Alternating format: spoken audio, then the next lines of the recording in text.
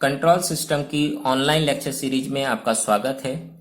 इससे पिछले लेक्चर में हमने राउथ हर्विट्ज क्राइटेरिया से संबंधित स्पेशल केस 2 को डिस्कस किया था, जिसमें यदि राउथ टेबल में किसी भी एक रो में सारे एलिमेंट 0 हो जाते हैं तो उस तरीके के सिस्टम्स की स्टेबिलिटी को किस तरीके से एनालिसिस किया जाता है, ये हमने सीखा था। तो आज के लेक्चर में सिर्फ उससे जुड़ी ही एक और प्रॉब्लम सॉल्व करेंगे। तो आइए शुरू करते हैं। मान लीजिए कोई एक पॉलिनोमियल आपको दिया हुआ है s की पावर 6 प्लस s की पावर 5 माइनस 6s की power 4 plus 0 into S cube minus S square, ये क्वेश्चन हमको दिया हुआ है।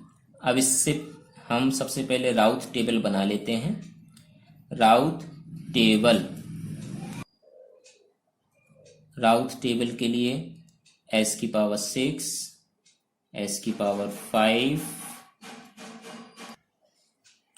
ये एलिमेंट लिख लेते हैं 1 माइनस 6 माइनस 1 और 6, 1 इसका एलिमेंट 0, ये एलिमेंट 1 माइनस 1, और यहाँ पर आगे कोई एलिमेंट नहीं है तो आप इसको 0 लिख सकते हैं। ठीक है, अब इसको आप सॉल्व कर लीजिए। जनरली मैं डायरेक्ट लिखता जा रहा हूँ। यहाँ पर आपका -6 आ जाएगा सॉल्व करने के बाद, यहाँ पर आपका 0 आ जाएगा, यहाँ पर आपका 6 आ जाएगा। ठीक है, तो आपको बताया था कि अगर रो में अगर कुछ आप कॉमन ले सकते हैं तो आप कॉमन ले लीजिए। जैसे इस रो में कॉमन ले सकते हैं ताकि आपकी कैलकुलेशन इजी हो जाए, तो 6 कॉमन ले लीजिए या 1/6 से मल्टीप्लाई कर दीजिए, तो यहाँ -1 हो जाएगा, यहाँ पर आपका 1 हो जाएगा। अब आगे सॉल्व कर लेते हैं। -1 का मल्टीपल 0 में किया, -1 का मल्टीपल 0 में किया, ये 0 हो गया। अब -1 का मल्टीपल -1 में और फिर 1 का मल्टीपल 1 में, तो ये आ जाएगा 1 - 1 अपॉन -1, तो ये आपका आ गया 0, और यहाँ कुछ भी नहीं है तो यहाँ पर 0। तो आपकी ये एक रो जो है वो 0 हो गई। इसका मतलब है अब ऑक्सिलरी इक्वेशन को हमें बनाना पड़ेगा। तो ऑक्सिलरी इक्वेशन हम बना लेते हैं। ऑक्सिलरी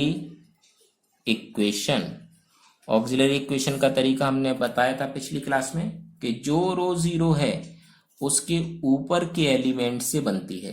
जैसे s की पावर 4 है तो -1 में s की पावर 4 का मल्टीपल हो जाएगा, ये 0 है, इसमें s की पावर 2 का मल्टीपल होगा, ये 1 है, इसमें s की पावर 0 का मल्टीपल होगा।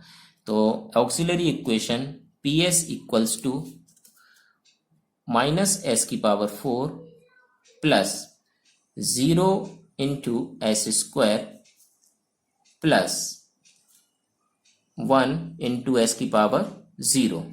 अब इस इक्वेशन का डिफरेंशिएशन कर देते हैं। अवकलन करने पर अवकलन कर देंगे तो क्या आ जाएगा, dps upon ds equals to -4s³ plus 0 into s plus ये 1 का तो 0 हो जाएगा। ठीक है, तो अब हमें इस इक्वेशन से 3 एलिमेंट मिल गए। s³ का मल्टीपल कितना है, -4, s का मल्टीपल कितना है, 0, और ये आखिरी में 0 है ही। ये तीनों एलिमेंट s³ के तीनों एलिमेंट को रिप्लेस करते हैं, जैसा कि आपको पिछले लेक्चर्स में बताया गया था। तो पहला एलिमेंट क्या आ गया आपका, -4, दूसरा एलिमेंट 0, तीसरा एलिमेंट क्या है, वो भी 0 है।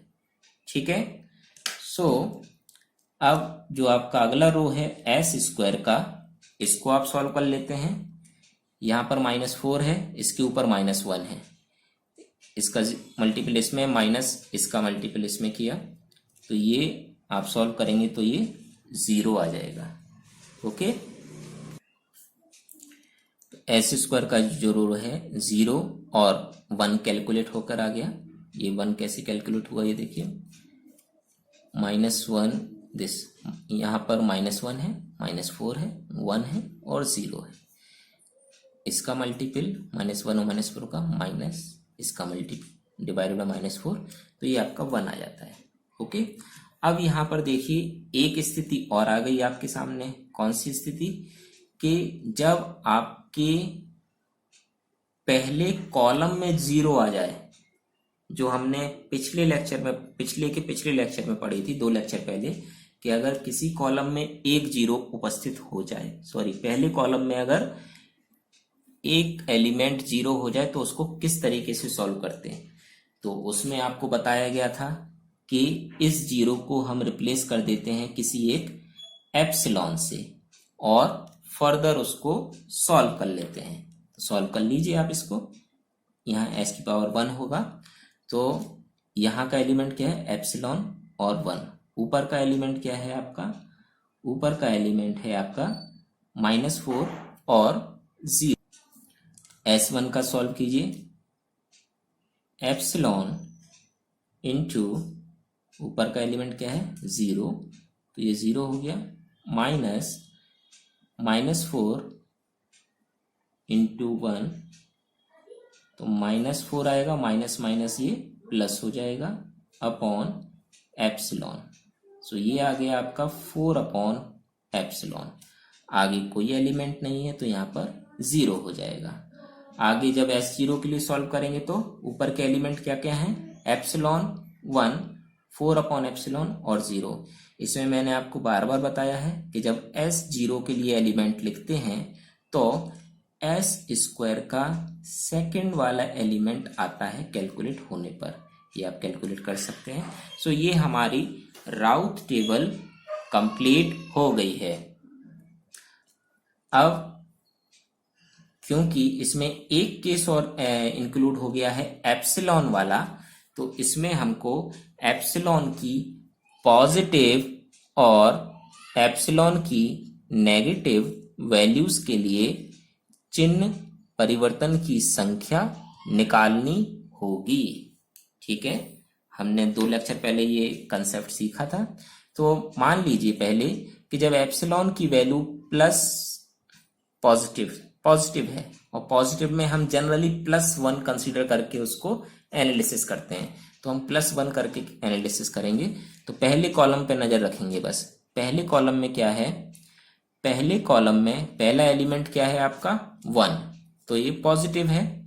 ओके, दूसरा एलिमेंट क्या है पहले कॉलम का? ये भी +1 है, तो ये भी 1 है, आ गया। तीसरा एलिमेंट क्या है? -1, तो ये माइनस साइन आ गया। ठीक है, अगला एलिमेंट क्या है? -4, तो ये भी माइनस का चिन्ह है। इसके बाद अगला एलिमेंट क्या है? एप्सिलॉन। एप्सिलॉन कैसे हम देखें? एप्सिलॉन हमने पॉजिटिव लिया हुआ है, तो यहाँ पर एप्सिलॉन है सिर्फ। अगर पॉजिटिव लिया है तो ये एप्सिलॉन पॉजिटिव होगा। ठीक है, अब यहाँ पर देखिए अगला एलिमेंट है 4 अपॉन एप्सिलॉन। हमने एप्सिलॉन को +1 लिया है, तो 4 अपॉन +1 4 हो जाएगा। ये भी प्लस का साइन है, और यहाँ पर 1 है, तो 1 पॉजिटिव है। ओके, ये हमारी साइन टेबल बन गई जब हमने एप्सिलॉन प्लस लिया हुआ है। ठीक है, अब अगर एप्सिलॉन नेगेटिव हो जाए तो वो एनालिसिस कर लेते हैं। पहले कॉलम में +1 है, तो ये प्लस का साइन होगा। दूसरा एलिमेंट भी +1 है, ये भी प्लस का साइन है। तीसरा एलिमेंट -1 है, तो ये माइनस का साइन होगा। चौथा एलिमेंट -4 है, ये भी माइनस का साइन होगा। पांचवा एलिमेंट क्या है? एप्सिलॉन। एप्सिलॉन अभी हमने क्या लिया? -1, तो ये -1 हो जाएगा, इसका मतलब ये माइनस का साइन है। अगला एलिमेंट क्या है? 4 अपॉन एप्सिलॉन। एप्सिलॉन हमने क्या मान के चला है? -1, तो 4 अपॉन -1 इक्वल्स टू -4, तो ये भी माइनस आ जाएगा। और अगला एलिमेंट क्या है? 1, तो ये बाय डिफॉल्ट 1 है, तो ये प्लस ही रहेगा। ओके, तो अब हम एनालिसिस करते हैं किस चीज का? अब हम एनालिसिस करेंगे साइन परिवर्तन का। तो साइन परिवर्तन का देख लीजिए, जब एप्सिलॉन प्लस पॉजिटिव है तो साइन परिवर्तन कहाँ कहाँ हुए वो हम देख लेते हैं। एक साइन परिवर्तन यहाँ हुआ पॉजिटिव से नेगेटिव, फिर ये नेगेटिव चलता रहा, फिर ये नेगेटिव से पॉजिटिव हो गया। एक साइन परिवर्तन यहाँ पर हुआ, ठीक है। अगर हमने एप्सिलॉन को पॉजिटिव लिया है तो यहाँ पर क्या आ गया, 2 साइन चेंज। अब जब एप्सिलॉन नेगेटिव है तब हम इसको एनालिसिस करते हैं, प्लस साइन। यहाँ पर देखिए साइन चेंज हुआ, प्लस से नेगेटिव या नेगेटिव से negative, no sign change, negative से negative, no sign change, no sign change, फिर नेगेटिव से पॉजिटिव हो गया। तो यहाँ पर भी 2 साइन चेंज हुए हैं, 2 बार साइन चेंज हुए हैं, ठीक है। तो दोनों ही केसेस में हमने देखे हैं कि 2 बार साइन चेंज हुए हैं, ठीक है। अभी इसको थोड़ी देर में कंसीडर करेंगे इस एनालिसिस को, ठीक है। अब हम आते हैं कि ऑक्सिलरी इक्वेशन से कितने साइन चेंज हुए हैं और रिमेनिंग इक्वेशन से कितने साइन चेंज हुए हैं, ठीक है। ये देख लेते हैं। इवन पॉलिनोमियल की बात करें, इवन पॉलिनोमियल जो हमारा ये बना था, तो इसमें पावर क्या थी, S4 से S की पावर 4 से S की पावर 0 तक। ये एनालिसिस कर रहे हैं हम पहले, S की पावर 4 से S की पावर 0 के लिए, S की पावर 4 से S की पावर 0 के लिए इस दौरान कितने साइन चेंज हुए ये कैलकुलेट करते हैं। इस दौरान साइन चेंज हुए, देखिए ओरिजिनल साइन कितना था, नेगेटिव, यहां से जाएंगे, एक साइन चेंज ये हुआ और फिर कोई साइन चेंज नहीं, ठीक है। हम नेगेटिव के लिए भी ले लेते हैं, ओरिजिनल साइन था नेगेटिव, यहां से यहां तक कुछ नहीं, एक साइन यहां पे चेंज हुआ। तो जो साइन चेंज है वो कितने हुए, चिन्ह परिवर्तन इस दौरान कितने हुए, 1। जब राइट हाफ प्लेन्स में पोल्स 1 हो गए तो जैसा कि हमने बताया था सिमेट्री के बारे में क्या बताया था कि अगर एक पोल इधर है तो इसकी सिमेट्री के लिए दूसरा पोल मूल बिंदु से इतनी ही दूरी पर इस तरफ भी होगा, okay. So left half plane में पोल्स जो होंगे वो भी 1 होंगे, ओके।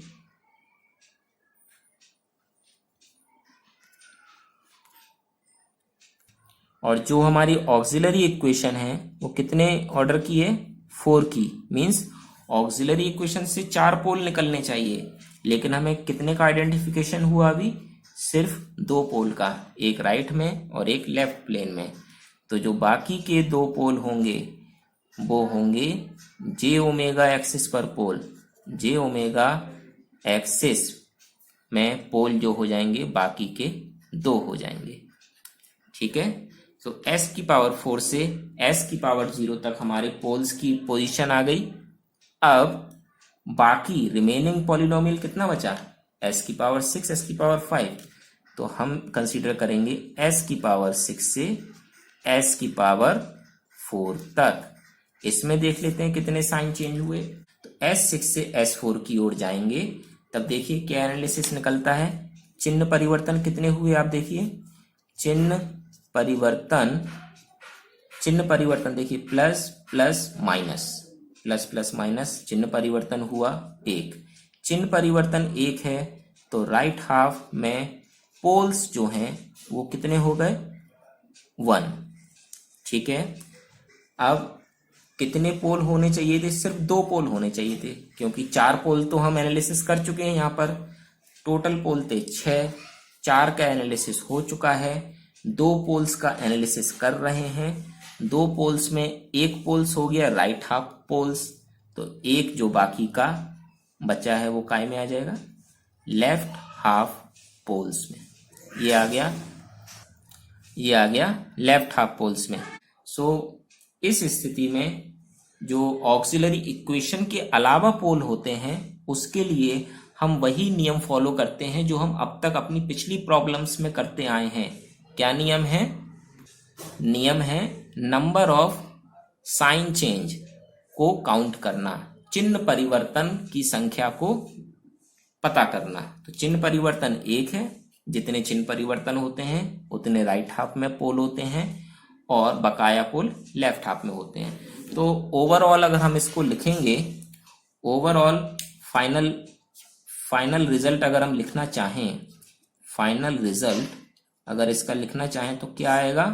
फाइनल रिजल्ट आएगा कि राइट हाफ प्लेन्स में पोल्स, राइट हाफ प्लेन्स में पोल्स कितने आ गए?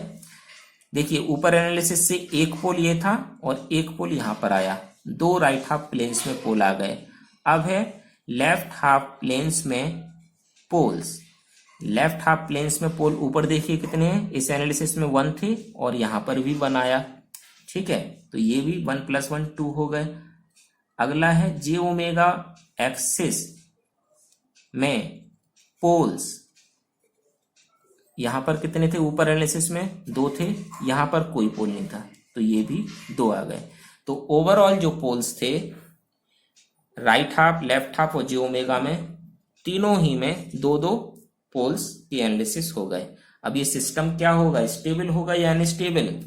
आपको बताया गया है कि अगर एक भी पोल राइट हैंड में पहुंच जाए तो सिस्टम क्या हो जाता है? अनस्टेबल। तो ये सिस्टम जो हो जाएगा वो हो जाएगा unstable. So student, I hope कि आपने ये प्रॉब्लम्स को भी समझ लिया होगा। काफी कॉम्प्लिकेटेड है, लेकिन अगर आप बुक से प्रयास करेंगे, प्रैक्टिस करेंगे तो ये आपको आ जाएगा। तो आज के लेक्चर में इतना ही, और आगे अगले लेक्चर में एक नए टॉपिक के साथ मिलते हैं। तब तक के लिए गुड बाय, थैंक यू।